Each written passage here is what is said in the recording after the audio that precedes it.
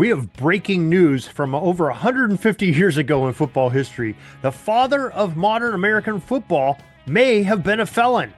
Timothy P. Brown of Football Archaeology digs into this subject and tells us all the scoop. And Tim's coming up in just a moment. This is the Pigskin Daily History Dispatch, a podcast that covers the anniversaries of American football events throughout history. Your host, Darren Hayes, is podcasting from America's North Shore to bring you the memories of the gridiron, one day at a time. Hello, my football friends. This is Darren Hayes of PigskinDispatch.com. Welcome once again to the Pig Pen, your portal to positive football history, and welcome to another Tuesday where we get to visit with our friend Timothy P. Brown of FootballArchaeology.com. Tim, welcome back to the Pig Pen. Darren, how you doing? Hoping that this podcast provides a shot in the arm for you. Yeah, real shot in the arm. Or shoulder, one of the two.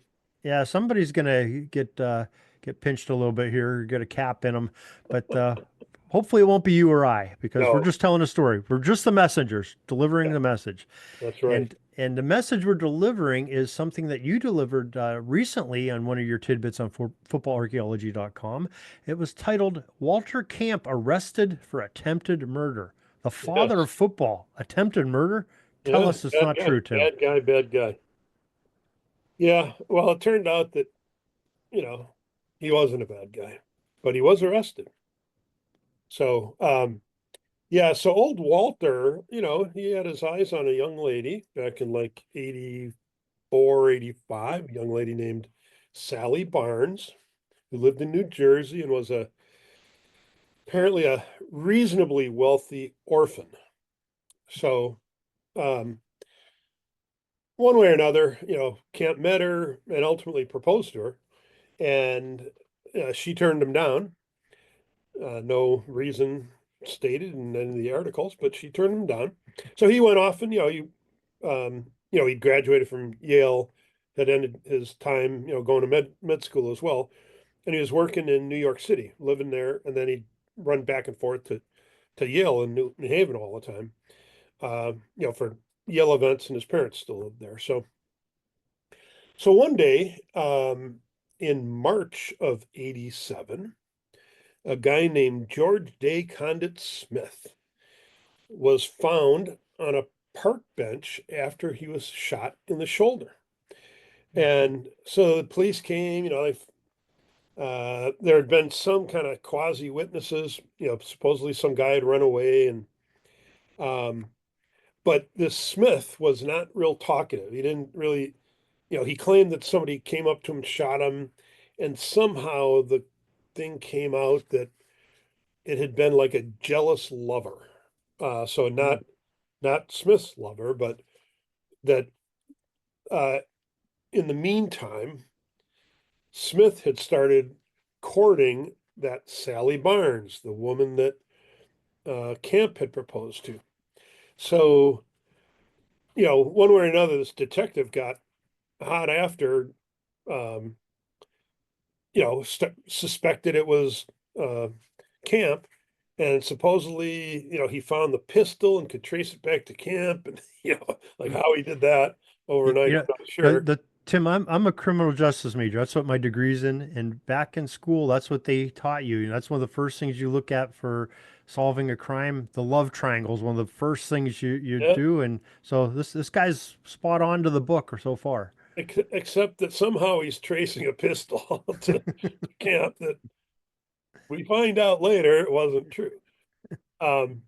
So anyways, then like the following morning, he ends up encountering Camp at the business office for this clock company, and then comes back a little bit later and basically arrests him, takes him to the hospital where the Smith is recuperating. And then this gets into the detective level or detective work of 1887, because he takes Camp and puts him in front of this guy and says, "Is this the guy who shot you?"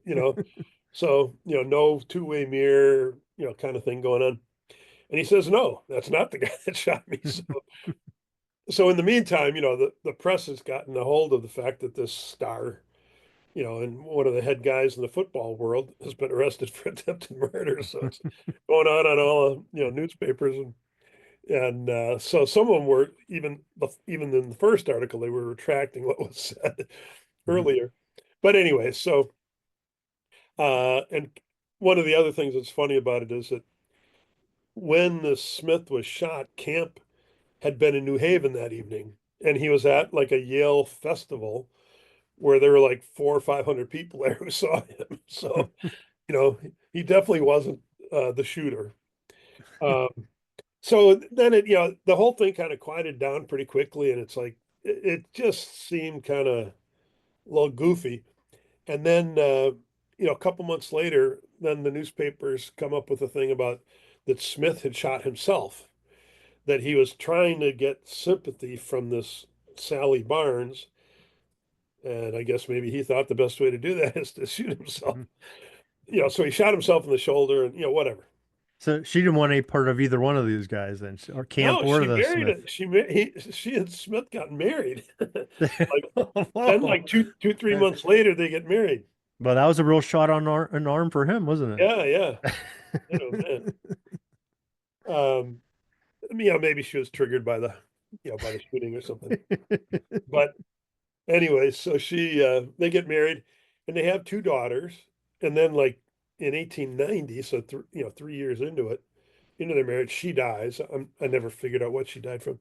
And then, like 4 years later, he remarries. 4 years later, he dies of tuberculosis. So now both of their daughters are orphaned, other than they're living with their stepmother, and turns out to maybe have tried to get their money and yada yada yada. So crazy things going on back then. Old Walter, on the other hand, had met somebody else and was married in 1888, and they remained married until he died in 1925. So he was that's kind of the story of Walter getting arrested for attempted murder, and he was out on the lam or on the lam from then on. Yeah, can you imagine that? First the young lady rejects Camp, and then not too much longer, he's arrested because of his knowing her, the relationship with her. That's just crazy. That's really kicking a guy while he's down. Brokenhearted and in cuffs or whatever they did Yeah, back poor then. guy. So, Well, so she must have been a Harvard fan. yeah, must be or Columbia or somebody.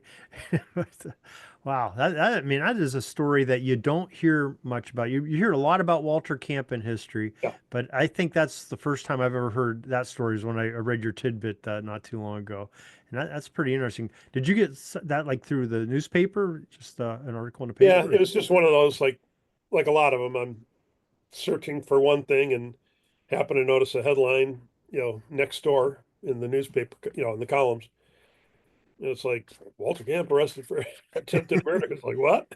It's got to be another Camp. It can't be the same guy. Yeah, But and I think I've read one or two books on him, and I don't remember that being in there. I'm sure I, it was, but I've read like three books on him. I don't remember that ever being said. That'd be something would be pretty memorable.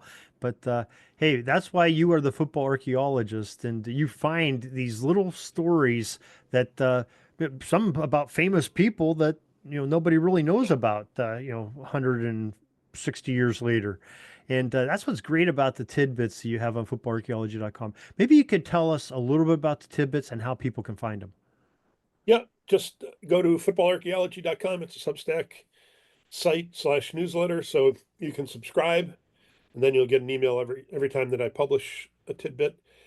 Otherwise, just visit whenever you want, bookmark it. You can watch or read it on the Substack app, or follow me on Blue Sky, because I post, every time that I release one, I post it on there too. So whatever works for you. All right, Tim. Well, we really appreciate the great story, the great research on this most famous person in football, maybe the most famous person in early football, anyway. And appreciate you coming on and sharing the story with us today. Very good. That's all the football history we have today, folks. Join us back tomorrow for more of your football history. We invite you to check out our website, pigskindispatch.com, not only to see the daily football history, but to experience positive football with our many articles on the good people of the game, as well as our own football comic strip, Cleat Marks Comics. Pigskindispatch.com is also on social media outlets, Facebook, Twitter, Instagram, and don't forget the Pigskin Dispatch YouTube channel to get all of your positive football news and history. Special thanks to the talents of Mike and Gene Monroe, as well as Jason Neff for letting us use their music during our podcast.